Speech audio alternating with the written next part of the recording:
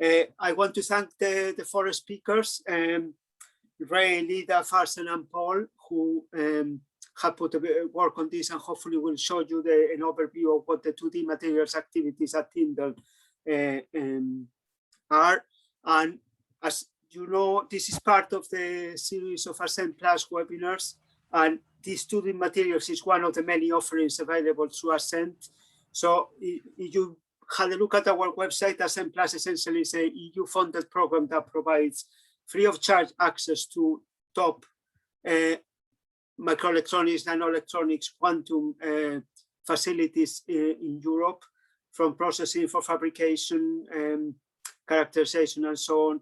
So please listen to the talk. Hopefully it will be an interesting topic, but if you're interested in Ascent in general, get in touch with us and we'll show you how to access things, how to go about it, and we're here to respond to any issues. So I think without wasting any more time, I would pass it to Ray, who is our first speaker.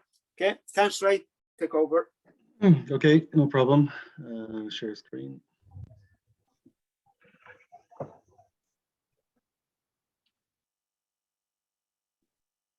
Yeah, we can see it fine. You can see that. Okay. So welcome everybody. So here's an overview of the talk, of the webinar. So I'll just give you a quick general introduction to the area. Then Lida is going to discuss ab initio simulations. Then Farsen is going to explain fabrication and characterization of devices. And then Paul is going to talk about electronic properties of the TMD oxide interface. Okay, so I hope there's something there for everybody. So first of all, just a very quick introduction if you're not familiar with the field. What are 2D TMDs, transition metal dichalcogenides? So basically what you do is you take a transition metal and then you mix it with a chalcogen, which is group 6 in the periodic table. So typically a sulfur, a selenium, or a tellurium. You mix them together and hopefully you get 2D material. So 2D material in top right, I've heard these described as atomic sandwiches. So you can imagine if you have molybdenum disulfide, you have a layer of sulfur and then a filling of molybdenum and then another layer of sulfur. So you have these very nice layered materials. So you can make them monolayer, you can make them multiple layers, as thick as you want, and the properties actually change as a function of thickness as well. So you can see there's quite a lot of transition metals, and depending on what you mix it with, you can get all sorts of different outcomes from the sulfides, the selenides, and the tellurides. They could be semiconductors, they could be semi-metals, or they could even be metallic. So I suppose the overall conclusion here is that there are a lot of options and there are a lot of interesting applications, which is on the next slide. Now, obviously, we don't have time to go through it all, but just to say, look, TMDs have many, many possible applications, from nanoelectronics to energy, to piezoelectrics, to photonics, to sensors, gas sensors, and biosensors. So there's a lot of scope for a lot of interesting research using these materials, which is great.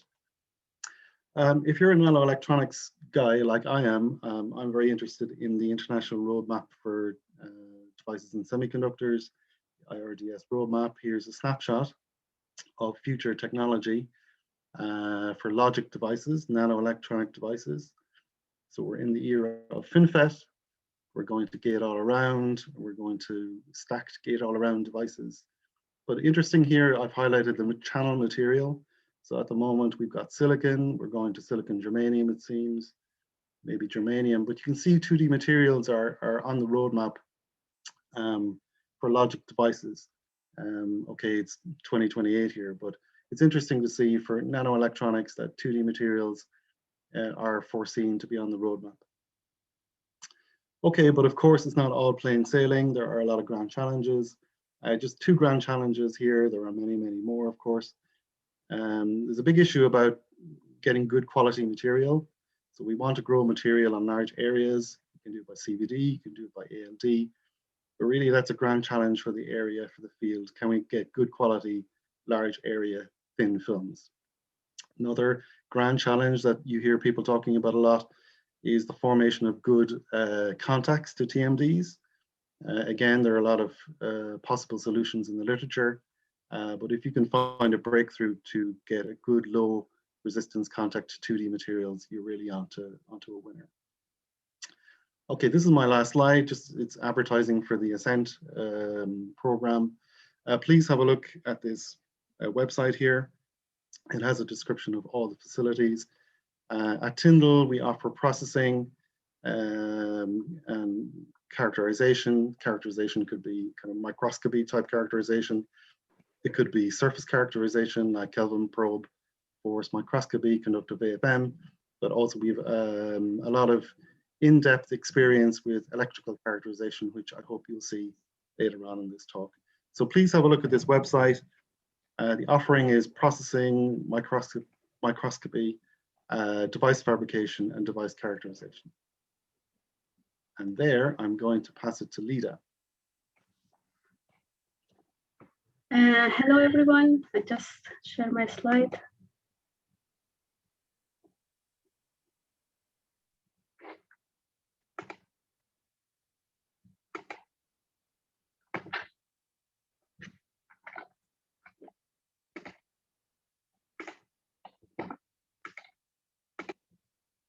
Can you see my slides? Yep. Yeah. Yes, we do. So today I'm going to talk about atomic scale simulations that we are doing for TMD materials in Tyndall. So as Ray already mentioned, these layered materials have different properties from being metallic to semiconducting and to insulating. And depending on the metal atoms, they prefer different coordination or different symmetries. For example, the group 6B transition metal usually prefer trigonal prismatic, while group 4B of TMDs usually prefer octahedral coordinations. In this figures, I'm showing some known example of 2H and 1T structures. And as we could see here in the layers, the bonding between the metal and chalcogen are covalent, while between the layers we have weaker interaction and van der Waals type bonding. One interesting things in ultra-thin TMDs is quantum confinement effects, as we expect to see strong effects in ultra-thin TMDs. Here is a good example of platinum disillonide, which just let me, so in the bulk form, platinum disillonide has a quite large band overlap and it's metallic, but for monolayer, it shows a very good band gap and comparable to conventional semiconductor band gap value. So this is our DFT results. So they usually underestimate the band gap. And as we can see in this figure from which shows the band gap energy versus film thickness, the GW quasi-particle band gap shows larger value of the band gap for monolayer. And when we increase the film thickness at about just a few nanometers, 5 to 6 nanometer, the band gap values goes back to the bulk value and being semi-metallic again. And we also compare our results with different literature, and we also included the van der Waals interaction for a few layers of platinum disillonide. Another interesting semi-metal TMDs is platinum ditelluride. In this material, the main difference with platinum disillonide is the stronger interaction between the layers, such that only the monolayer has a band gap, and even bilayer doesn't show any band gap. Here I'm showing the band structure we calculated using GGA and considering the spin orbit coupling, and with another function on GGA half, which usually predict better value for the band gap for semiconductors. And we can see here it has a band gap slightly lower than 1 electron volt for monolayer. Spin orbit coupling can have a strong effects in TMDs, especially the thin films or monolayers. Here I'm showing the monolayer WS2 and MOS2 band structure without considering the effect of spin orbit coupling, and with considering the spin orbit coupling, we could see a large splitting both in the valence band, in the conduction band of WS2. The splitting is much smaller for MOS2, but there are splitting especially for the valence band. And these splittings have application in spintronics, which are attracting very interest in these days. Another benefit of TMDs is the capability of making heterostructure without being worried about the lattice mismatching between the two materials.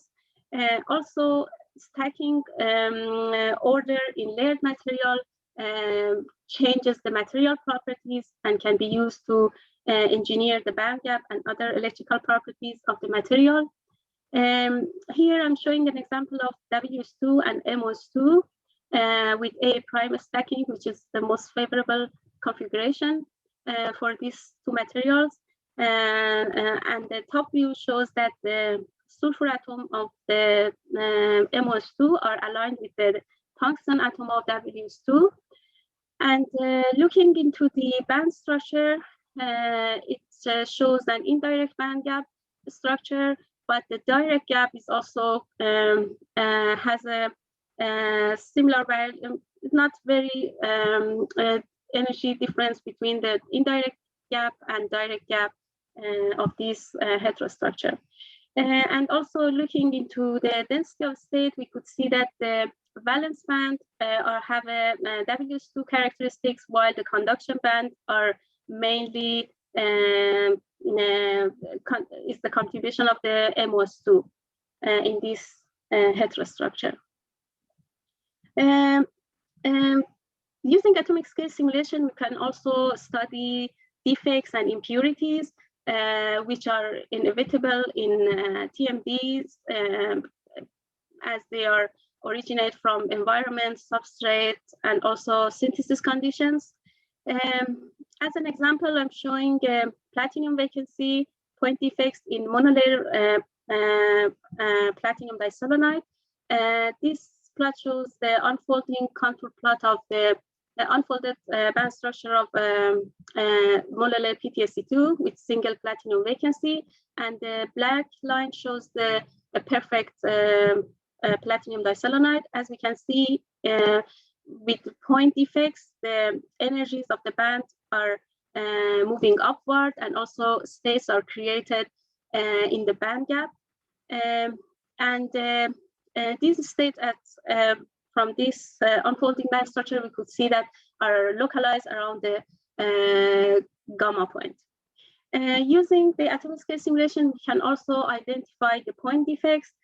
These are the SEM image of our collaborator in Trinity College Dublin. And with our atomic scale simulation, we could relate this SEM image with the point defects that created these images.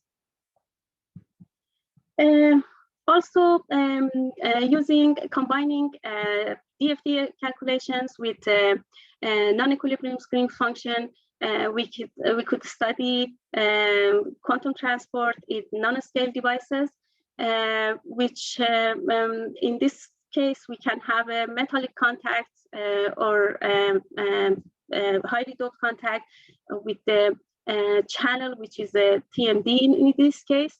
And we can apply gate or source drain bias and calculate transmission in each bias condition. And from transmission, we can, using Landauer-Butticher formula, we can calculate current and output characteristics of the device. Here I'm showing an example of thick-thin structure of platinum disillonide with a monolayer channel and thick layers as a contact for platinum disillonide with the backgate and the IVGS characteristics of this device. Now I pass it to Farzan, which will talk about fabrication and characterization of 2D materials.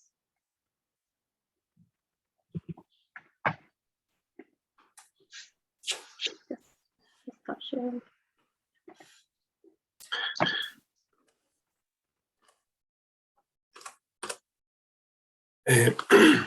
Hello, everyone. I hope you can see my slides. We can, yeah, Farzan, thanks.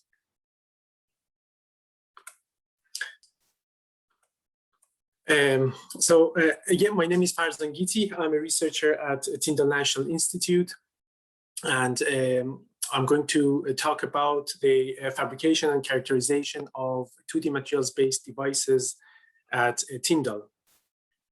So at the beginning, I would like to briefly mention the equipments that we have in our flexible fabrication facilities at Tyndall. We have two photolithography tools, SUS MA6 and MA8. And we also have two electron beam lithography tools, Wraith E-Line Plus and the Advanced Avionics system. We also have two metal evaporators, which can evaporate a large range of metals for source and drain and or gate. We also have two etching tools, ICP etching tools, to be able to pattern test structures or device structures. One tool is dedicated to fluorine-based chemistry, and the other one is dedicated to chlorine-based chemistries. We can obviously develop recipes based on the material that we are interested in. We also have a number of tools to deposit dielectrics on top of the TMDs. We have ALD tool, we have PECVD, and also E-beam evaporation. And in addition to these equipments, we also have the standard wet benches, CMPs, laser dicer, wafer bonders available for the 2D materials research at Tyndall. So in this slide, I would like to briefly give an overview of the research that we are doing on 2D materials and devices, either using flakes or grown films. And I'd like to start with molybdenum disulfide, one of the most studied materials in the TMD class of materials. We have looked at doping options in MOS2. In particular, we have looked at rhenium dopant and niobium dopant as N-type and P-type dopant in MOS2. And in this table, I'm showing the van der Pol characterization characteristics of non-intentionally doped and rhenium doped MOS2, confirming rhenium as an N dopant. We have also looked at the band structure of doped and undoped MOS2 through angle resolved photoemission spectroscopy. And we have also considered atomic scale simulations considering dopants and defects in the structure, and have achieved interesting consistency between our simulations and the experimental results. We have made and designed and made gas sensors out of MOS2, and also through backgating of MOS2 devices, we have shown and emulate synaptic response out of these devices consistent with neuromorphic devices. We have also looked at platinum ditelluride, and as Lisa mentioned, we have looked at defects in this material, and we are also considering different types of devices made of these this TMD. Another material of interest is tungsten disulfide. We are optimizing the contact using different TLM structures on different layers of on films with different thicknesses of WS2. We are also making backgate and topgate devices out of this material. Another material of interest is platinum disillonide, and that's the the material that I'm going to talk about in the next few slides. We are also interested in different materials such as platinum disulfide and also other 2D materials, layered materials such as gallium selenide. We are also investigating the properties of heterostructures and also interested to understand the role of and the impact of environment and different molecules on the surface of these thin films and their effects on the electronic structure of these films. Before moving on, I'd like to mention that all these activities and results have been achieved through close collaboration with different project partners who are providing material or exchanging ideas and samples, doing different types of characterizations. So overall, this is a combination of close collaboration with different groups and partners in Ireland and across Europe. So focusing on platinum diselenide, and as Lida mentioned earlier, there's an interesting properties in this material, which is bulk in, which is semi-metal in bulk, and is expected to have band gap as the film thickness decreases. So in order to experimentally evaluate this, and with a collaboration with Trinity College Dublin, we plan to do a systematic study considering different platinum diselenide film thicknesses. So large area films were grown and synthesized through thermally assisted conversion of pre-deposited platinum layers on SiO2 substrate at temperature of 400 degrees C, below back-end of line integration limit. So we considered two different starting material, 0.7 nanometer platinum starting film and 1 nanometer platinum starting film, and the resulting platinum diselenide thickness of the 0.7 nanometer was 2.5 to 3 nanometer platinum diselenide, and 1 nanometer platinum film resulted in 5 to 6.5 nanometer platinum diselenide. In this TM image, I'm showing a cross-section of a sample, as grown sample using 0.7 nanometer starting platinum film, resulting in 2.5 to 3 nanometer platinum diselenide. As you can see, the film is layered and continuous across a large area of sample, and also it's polycrystalline. So upon receiving the samples, we performed Hall characterization, and this photo shows our Hall system, Hall measurement system. And this image shows a sample mounted on a Hall measurement card. And in this table, I'm showing some of the important parameters of the films, starting with different platinum film thicknesses.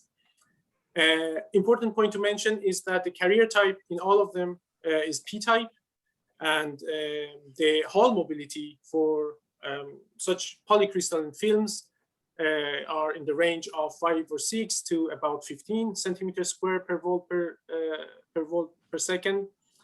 And but the important point I'd like to mention is the sheet resistivity and the relation between sheet resistivity with film thickness. And as you can see, as the film thickness increases, the sheet resistivity drops and the sheet carrier concentration increases. So this was the initial signature of semiconducting to semi-metallic behavior of the platinum diselenide material as the film thickness increases. So in order to further investigate the properties of platinum diselenide, we fabricated backgate devices. And in this schematic, I'm showing a typical device made of platinum diselenide on silicon and SiO2, using P+ silicon as a backgate. So at the start, we patterned source and drain metal contacts using metal evaporation and standard lift-off process. And we also used SF6 based chemistry to etch and isolate devices and to etch channel with different dimensions. In this slide, I'm showing the transfer characteristic of thin and thick platinum diselenide. As you can see, there is a significant modulation of backgate. However, for the thin film, however, the modulation or the impact of backgate on the thick film is very small, even less than 2. Here, the on-off current ratio is more than 200. So This is consistent with the theoretical predictions that Lida pointed out. This is the GW data of the plot that Lida showed. And as you can see, for the 2.5 to 3 nanometer film, a band gap of about 300 EV is expected, which could be the result of this modulation of current through backgating. However, as the film thickness goes to about 6 nanometer, the band gap either closes or it would be very small, i.e. confirming the quantum confinement in this material as the film thickness decreases. Another interesting point that I'd like to mention is that the characteristic of the devices for all the devices across the sample is p-type, which is consistent with the large area Hall, Van der Pol characterization. So I think that's it. So I'd like to pass on to Paul as the last speaker of this webinar. Thank you.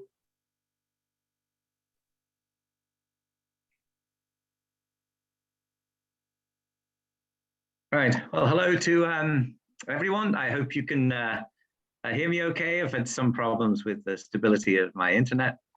Thank you very much for taking the time to join with us today, join this seminar and get an overview of some of the activities we're doing in 2D materials and what is available. Can you hear me okay? We can, yeah. Ah, good. I've got a good 5 minutes. So. And we can see your slides. Good, doubly good. So, right, what I would like to cover is the electronic properties of the interface between a 2D material, we'll consider MOS2, and an amorphous oxide. So, to put this in context, the potential advantages, as I imagine most of you know, of 2D materials is the ability to build atomically abrupt heterostructures. For example, you could make a graphene HBN MOS2. That's a metal oxide semiconductor structure entirely from 2D materials. Surface roughness is a critical limiting factor as you go to ultra-thin film devices. For any 3D semiconductor, you see this dramatic drop-off with film thickness. But because these structures are fundamentally two-dimensional in nature, you should be able to overcome the surface roughness for ultra-thin body materials, and one of the really big driving forces behind using the materials for ultra-scaled Mosfets. It could be the ultimate thin body device with a single layer embedded between, say, HBN, for example, or even an amorphous oxide, not necessarily 2D. And finally, from an ideal perspective, there should be no defect states at the interface between the dielectric and the semiconductor, because interface states generally originate from an abrupt termination of a three-dimensional lattice, whereas here we have a 2D lattice, so you have potentially almost ideal interface, and that is what I want to look at in this talk. Some experiments we've been doing to try and investigate this from an experimental perspective. How close to ideal is the interface? And most interface characterization over the last 50 years or more has been done using metal oxide semiconductor structures, where you look at the impedance spectroscopy, so the capacitance voltage and conductance voltage, as a function of frequency and temperature to quantify electrically active defects. So I'm not sure you can see my cursor. Can you see this moving around? Yes, we can. Yeah. You can, yeah. Yeah. So we'll consider two cases. One will be an inverted MOS structure, where we use a very heavily doped p-type silicon substrate with aluminium oxide. We then have mechanically exfoliated MOS2, and then metallization nickel gold. So this, in this case, this is our gate, effectively. This is the metal oxide semiconductor back contact. In the other case, and then we'll look at impedance spectroscopy by putting the high current, high potential to the substrate, low current, low potential to the metal gate, to see can we investigate the electronic properties of this interface. We'll also look at thin film Mosfets. So again, exfoliated material, but now formed into a full Mosfet structure by deposition of Tyndall contacts, hafnium oxide or aluminium oxide. Insulator, gold chrome top contact, and then we'll look at impedance spectroscopy from gate to channel. So in this case, we're looking at the properties of the exfoliated material onto the oxide. And in this case, we're looking actually at both interfaces, but primarily at the top surface, which subsequently has high K formed on it. So let's take a look at this one first, the inverted MOS structure. Here's an example of some work we did in collaboration with the University of Texas at Dallas, where this is MOS2 exfoliated onto the oxide surface. It's around 700, just over 700 microns in thickness. The reason we want a very thick flake is we want to be sure that the full depletion region, the maximum depletion width, is less than the thickness of the sample. So we can see the maximum depletion width, and this is well beyond that limit. So this is the exfoliated sample, colored slightly in blue to aid you seeing it. This is the metal on top. It's an optical illusion that it seems to be underneath. This is the circular nickel gold, which is 5 nanometers of nickel, 160 nanometers of gold. This is low magnification TEM through the structure, where you can see the silicon. The MOS2, you don't see, it's 2D from at this magnification level, the gold and the nickel. And if you zoom in, you can see the aluminium oxide.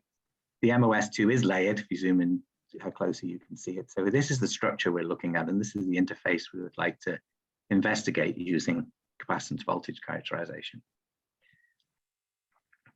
One advantage of this structure is you have metal dots directly on the aluminium oxide and also on top of the flake. So built into your structure, you have a reference capacitor, where this is your metal oxide semiconductor. So you can take out, there will be a CV variation associated with depletion into the silicon. It's degenerately doped, but there's still a modulation of capacitance. So this allows you to remove that component. We then have the capacitance of the full structure as the capacitance of the MOS2, capacitance of the oxide, and capacitance of the silicon.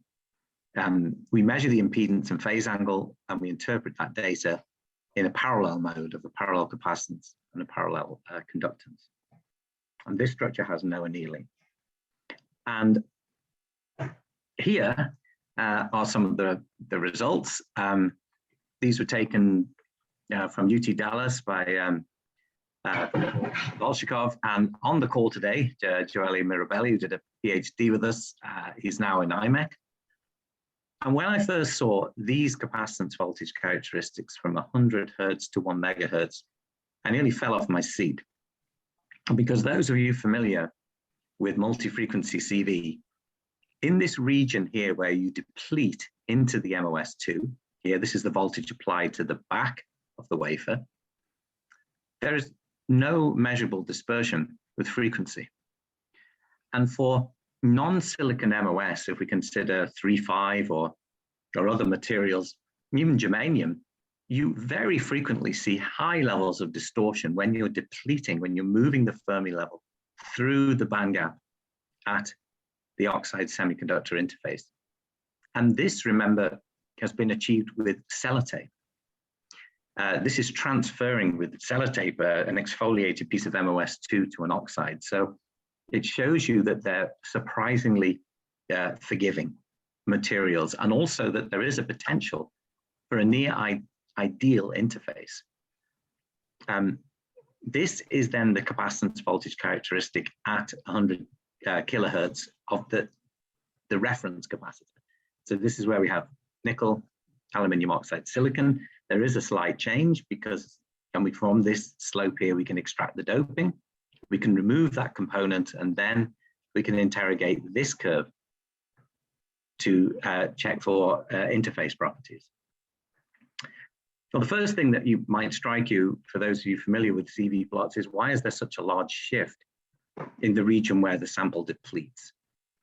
If you calculate this shift and relate it to a positive charge in the aluminium oxide, you get around 8 times 10 to the 12 positive charges located equivalent density at the interface. This is typically observed for ALD alumina before you anneal. So this is an understood shift. It's to do with the aluminium oxide, not to do with the MOS2. And then work done by Joelle Mirabelli doing fitting this curve and the reference curve here to look for the possible contribution of interface states. Well, using Centaurus device simulations, the first point is you pick out then the doping from this slope, which comes out as about 3 × 10⁻⁹. It's in agreement with the resistivity. Then we can extract the doping from this slope here, the gradient, in the MOS2, which is about 1.7 × 10⁻17. This is a common feature of 2D materials. This flake was not intentionally doped, but it still has N-type doping associated with it. And this agrees with Hall on the same crystal. Interface states are negligible, the frequency dispersion. We do see a divergence here between experimental data and the theoretically ideal system, only with fixed positive charge. This point is when the Fermi level enters the conduction band in the MOS2. So we possibly have states in the oxide which are communicating. But what it shows is that, yes, there is a potential for near ideal interface state densities, which is consistent with the very good subthreshold slopes you see in transistors. So one more example. This is a PhD student, Emma Coleman. She's working on Ascent. And along with Farzan, could we reproduce these samples in UT Dallas with different facilities, the same nominal process, but different facilities. So here is the flake.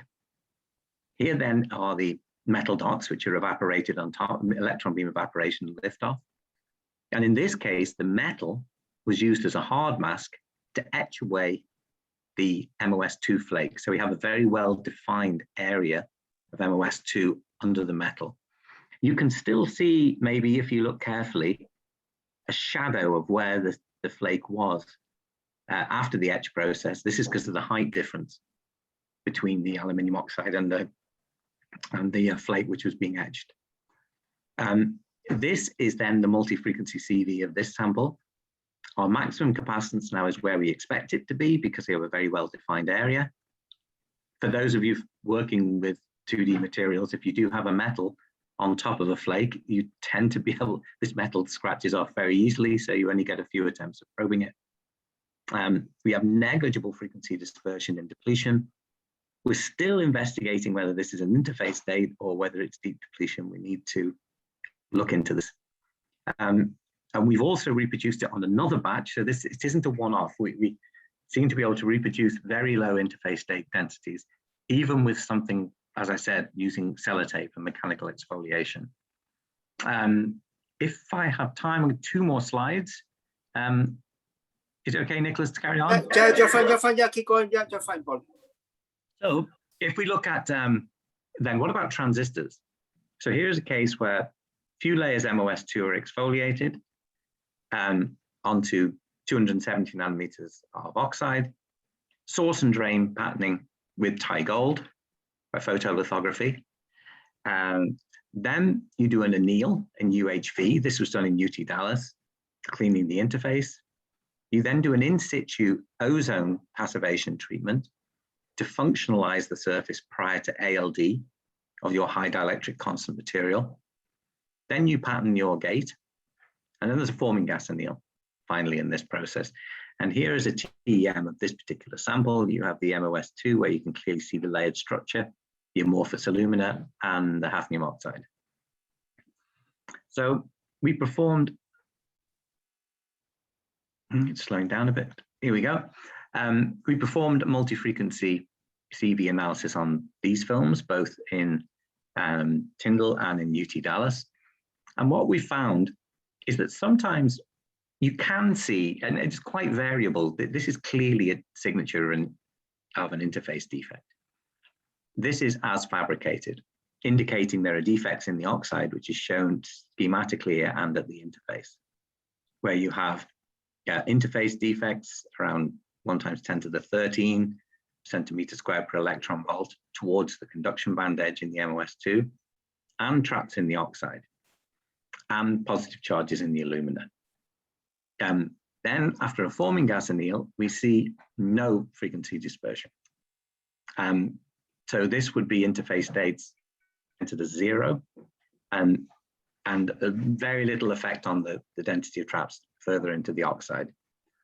So on both exfoliated inverted MOS capacitors and on top gated transistors, you have the ability to form an almost perfect interface. But I would like to stress that there is variability both in the top gated transistors and in the inverted MOS. There is variability in both cases, but what this shows is the principle to get an almost ideal interface. And while this is technologically advantageous, clearly to have a near perfect interface in terms of electroreactive defects, it's also somewhat surprising because when you exfoliate a 2D material and then look at that surface and look closely, you will see defects. You can have vacancies of one or multiple levels. And through atomic force microscopy or scanning tunneling microscopy, you can find typically greater than 10 to the 12 defects per square centimeter. There's an example here in this paper. So the puzzle is, why don't we see these? Are they either electrically inactive, or are they passivated somehow by oxygen or moisture? So it's still somewhat surprising because we have these defects and yet we're not seeing 10 to the 12 interface defects we would clearly see if they were electrically active. So maybe more understanding is needed. So coming back to my first slide, yes, in terms of the potential for a near perfect interface, we've shown this to be the case, even based on mechanical exfoliation.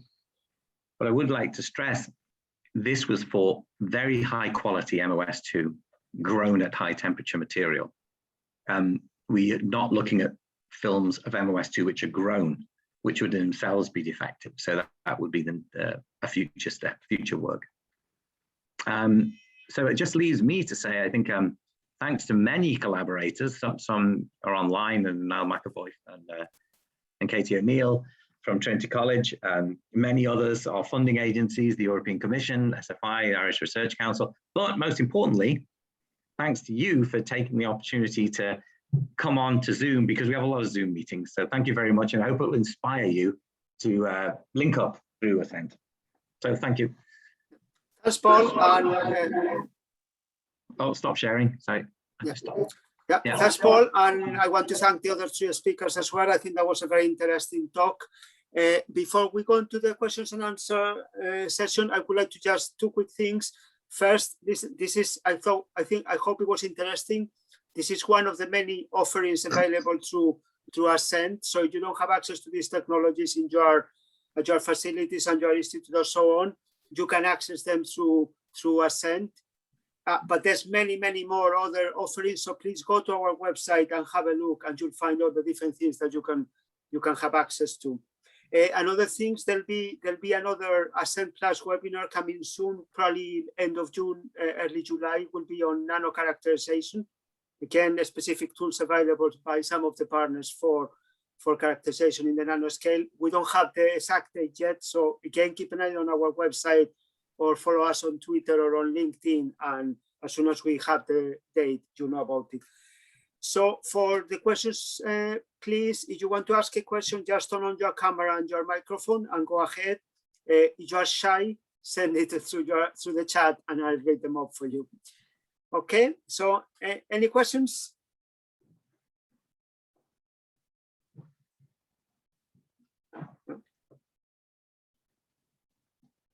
Very quiet.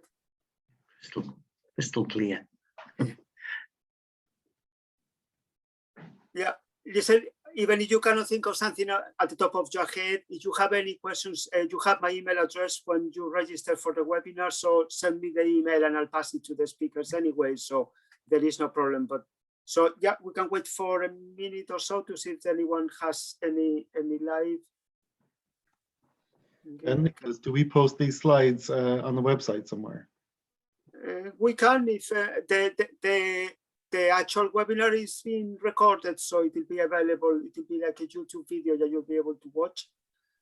I think in general we tend not to share the slides themselves, but if you have, but if anyone wants something very specific, yeah, contact me and I'll find out. Yeah, we have here a question. Actually, it's more to do with Ascent and with 2D. Yeah, the way Ascent is a question about with the access and travel restrictions with COVID, how does that affect Ascent? So it does have an effect, but in practical terms, hopefully not. Ascent, you can access the facilities by a visit, could be the more traditional way in which the researcher comes and comes to Tyndall or to Fraunhofer or Tyndall or so on during the access. Obviously, that's not possible at the moment, but we also offer remote access. So essentially, you send us the samples, we do the fabrication, the characterization, and so on. And when we have the results, we send you the results back.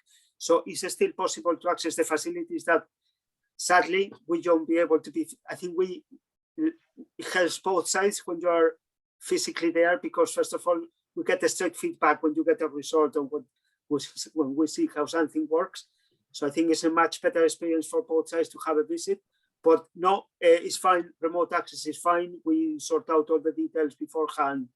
As I was saying, you send us the samples. If it's we're providing the subsets, we'll start the work straight away. And when we have the results, we send it back. There's a question as well about virtual tools. At the moment, I imagine virtual, you mean like the modeling, there's modeling tools available, so the access doesn't have to be, as I was saying, processing and characterization could be the two main things, but there's also modeling tools available, and there's also characterization data already available for some device, from some sample devices. And there's also sample devices as well that you can apply for, like I think there's gallium nitride transistor, graphene transistors, and so on. So yeah, I'm not sure exactly. So from the point of view of virtual, yeah, there are modeling tools accessible, and they'll be the same. We have to find out what type of modeling you require, and we'll work out the project to do that modeling. Okay, can I see any more things coming through? I hope that answers that question. Okay, any other? Okay. Listen, as I was saying, there's no problem. If you think about something, just drop us an email and we'll try to go back to you as soon as possible. So I think I don't want to keep you longer if it's necessary. So thanks again to the speaker. Thanks to all the people who attended. I think it's good to see such a big crowd interested on these topics, and hopefully we'll be able to help you through Ascent, and we'll be in touch soon. Okay. Thanks very much. Take care. Thanks a lot. Thank you. Bye.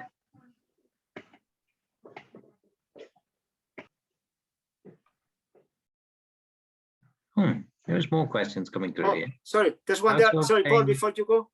Yeah. They're asking how can you obtain high pure quantity molybdenum disulfide using e-beam? We usually it's 2H when the material that we're using, we're using both grown material. We grow in-house MOS2 in a large area reactor. We have a 300mm reactor that is modified to take hydrogen sulfide, and this material is polycrystalline, but it is 2H, MOS2 crystal orientation. So I don't think, I'm not sure how you could form very high purity 1T MOS2. I'm just wondering, is Niall still on the call? Is he? No, he's gone. No, I'm not sure. Oh, there's more as well. So apologies, I don't know. We have an e-beam oxide evaporation system in Tyndall, and we can evaporate any oxide we can buy pellets for. So it's a machine made by Leibold. And so if you can get the pellets, we can evaporate that material. The it's a low temperature process, so the evaporated materials are typically amorphous. So you would have to then subsequently anneal them. I'm not sure I'm answering your question. I don't know if you'd want to maybe turn on the video and ask, as I'm not really sure how to answer the question on E-beam. Can we use Silvas? Actually, that one, the answer is yes. I think some of the results that Paul showed, actually Joelle, who was a minute ago in the call as well, did out all the work. Yeah, we use Silvaco TCAD for the device modeling, and yeah, we have done 2D modeling. So yeah, definitely the answer is yes. Mm-hmm. And Centaurus. Yeah, Centaurus is part of the Centaurus as another TCAD option. Synopsis Centaurus, we can also model 2D materials. Okay, listen, I think we leave it like that. So sorry, we close and then we will back to yeah, that's it. I think. Thanks very much, everybody, and I think that's it. Thank you. Thanks all. Bye. Bye.